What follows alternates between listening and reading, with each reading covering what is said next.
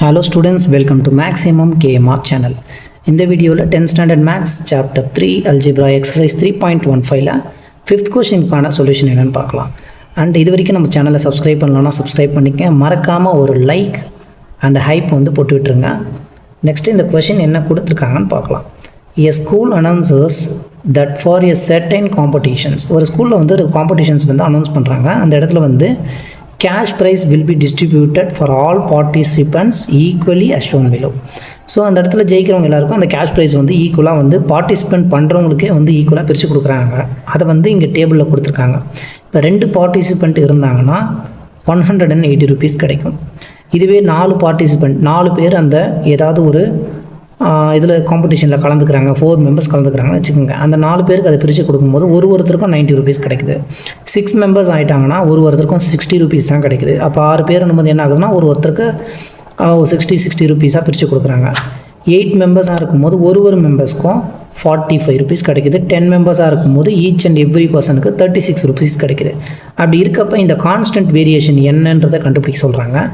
கிராஃபை போட்டுட்டு 12 பார்ட்டிசிபெண்ட் இந்த காம்படிஷனில் கலந்துக்கிட்டாங்கன்னா ஒரு பார்ட்டிசிபெண்ட்டுக்கும் எவ்வளோ வந்து கேஷ் கொடுப்பாங்க அப்படின்னு சொல்லி நம்மளை ஃபைன் பண்ண சொல்கிறாங்க. ஃபஸ்ட்டு இது டைரக்ட் வேரியேஷனா இன்டைரக்ட் வேரியேஷனான்னு ஃபைன் பண்ணணும். அண்ட் கிராஃபுக்கு இங்கே இருக்க யூனிட்ஸில் எப்படி ஸ்கேல் பண்ணணும்னு பார்க்கணும்.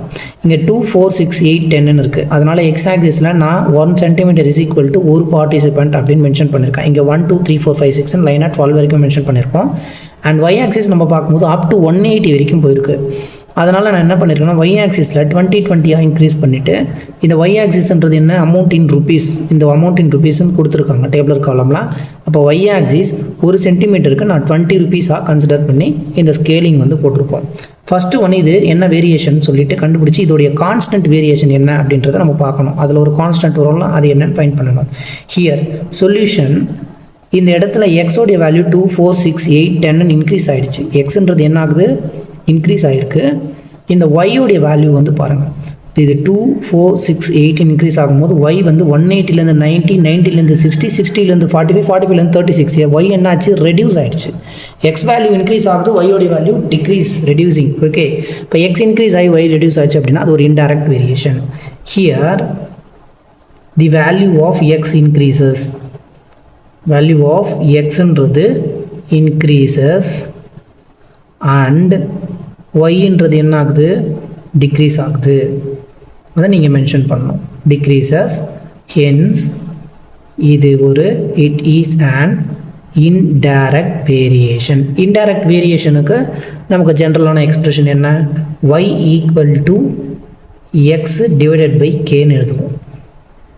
Right, so y is equal to k divided by x. Sorry, இந்த இடத்துல வந்து இன்டைரக்ட் வேரியேஷனுக்கு y is equal to k divided by x.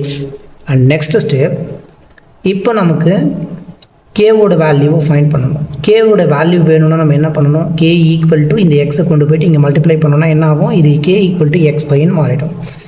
Now டேபிளில் இருக்கக்கூடிய எக்ஸ் அண்ட் ஒய்வை ஒன்றா சப்ஸ்டியூட் பண்ணி எல்லாத்தையும் ஈக்குவலேட் பண்ணுவோம்.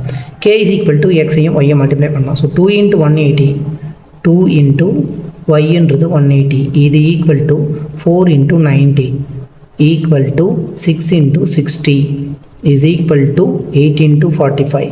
சிமிலர்லி ஃபார் 10 into 36ன்னு வரும். இப்போ எல்லாத்துக்குமே நம்ம மல்டிப்ளை பண்ணும்போது வி காட் கேவோடைய வேல்யூ 2 into 180னா 360, 10 into 36 இருக்குது. ஓகே, 10 into 36ன்னும் போது நமக்கு 360. இப்போ கேவோட வேல்யூ 360 அப்படின்றது இது ஒரு கான்ஸ்டன்ட் ஆஃப் ப்ரொபோர்ஷனாலிட்டி. இந்த இடத்துல நீங்கள் வந்து எழுதிக்கணும், கே இஸ் கான்ஸ்டன்ட் ப்ரொபோர்ஷனாலிட்டி. நான் இங்கே சின்னு எழுதிக்கிறேன். ஓகேங்களா. நவ் நெக்ஸ்ட்டு ஃபஸ்ட்டு கண்டுபிடிக்க சொன்னது கான்ஸ்டன்ட் ப்ரொபோர்ஷனாலிட்டி ஃபைண்ட் பண்ணிட்டோம்.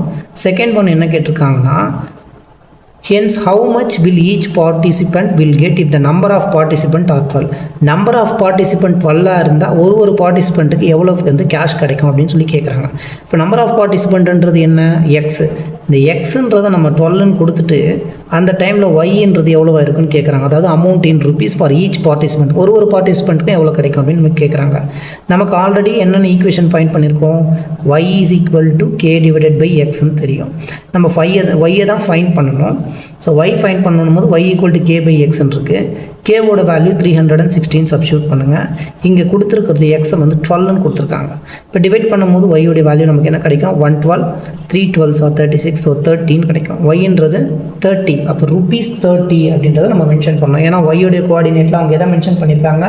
ருப்பீஸை மென்ஷன் பண்ணிக்கிறாங்க. So if number of participants is equal to 12 இருந்ததுன்னா, நம்பர் ஆஃப் பார்ட்டிசிபெண்ட் 12 இருந்ததுன்னா, அமௌண்ட் ஆஃப் ஈச் பார்ட்டிசிபெண்ட், ஒரு பார்ட்டிசிபெண்ட்டுக்கும் எவ்வளோ அமௌண்ட் கிடைக்கும்? Participants amount of each participant, இதை வந்து ஒய், இது நம்பர் ஆஃப் பார்ட்டிசிபெண்ட் இருந்தது எக்ஸ். இப்போ இந்த 12 பார்ட்டிசிபெண்ட்ஸ் இருந்தாங்கன்னா ஒரு பார்ட்டிசிபெண்ட்டுக்கு எவ்வளோ கிடைக்கும் நம்ம ஃபைண்ட் பண்ணியிருக்கோம்? ₹30 கிடைக்கும் ஃபைண்ட் பண்ணியிருக்கோம். நெக்ஸ்ட் ஒன் டைரெக்டாக கிராஃபுக்கு போக வேண்டியதான். கிராஃபில் 2,180, ஸோ 2க்கும் 180க்கும் மார்க் பண்ணிக்கலாம். இங்கே 2 இருக்குது, அண்ட் தென் இந்த இடத்துல 180 இருக்குது. ஸோ இது வந்து 2,180, 4,90, 4 இங்கே இருக்குது. அண்ட் 80க்கும் 100க்கும் சென்டர் பாயிண்டில் நான் 20 எடுத்திருக்கேன், அதனால் இந்த இடத்துல வந்து இது வந்து 4,90 ஆகிடும். நெக்ஸ்ட்டு 6,60, ஸோ ஹியர் 6 அண்ட் 16ன்றது இந்த பாயிண்ட்டுக்கு இங்கிருந்து இந்த இடத்துல நீங்கள் கிராஃபில் மார்க் பண்ணும்போது உங்களுக்கு எக்ஸாக்டாக கிராஃப் வந்து வரும். இது வந்து நம்ம ஒயிட் ஷீட்டில் மார்க் பண்ணுறோம், ஸோ அந்தளவுக்கு எக்ஸாக்டாக இருக்காது.